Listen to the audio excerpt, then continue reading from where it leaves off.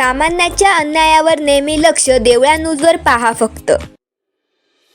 पाचोरा तालुक्यातील वाणेगाव येथे आणवतेला काळीमा फासणारी घटना घडली असून सदर घटनेचे सविस्तर वृत्तांत असे की दिनांक 19/3/2026 रोजी मध्यरात्री 3 वाजता एका वृद्ध महिलेचे वृद्ध काळामुळे निधन झालेले होते. सदर महिलेची दफनविधी ही दुपारी ठीक 1 वाजता मागासवर्गीय समाजासाठी गेल्या 40 ते 50 वर्षे राखीव असलेल्या दफनभूमीमध्ये नातेवाईक प्रेतयात्रा घेऊन जात असताना दफनभूमीच्या जागेवर अतिक्रमण केलेल्या गावातील काही समाज कंटकांनी विरोध करत मागासवर्गीय दफनभूमीमध्ये बेकायदेशीर पद्धतीने गुरेढोरे बांधून शेणकचरा टाकून दफनभूमीचे विद्रुपीकरण करून अंत्ययात्रेस विरोध केला.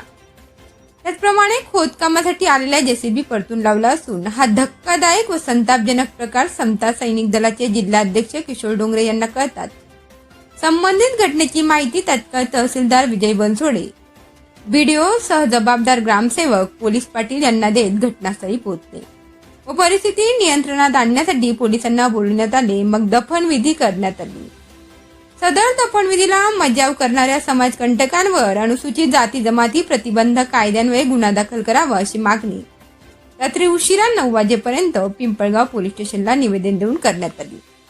यावेळी समता सैनिक दलाचे कायदेशीर सल्लागार ॲडव्होकेट ईश्वर जाधव, जिल्हा संघटक अभिमन बाविस्कर, पाचोरा तालुका अध्यक्ष ज्ञानेश्वर सावळे, पाचोरा तालुका सचिव दशरथ तांबे, अजय संसारे, कैलास सोनवणे, सागर निकम सहदलाचे सैनिक उपस्थित होते. देवळा न्यूजसाठी चंदू खरे, पाचोरा.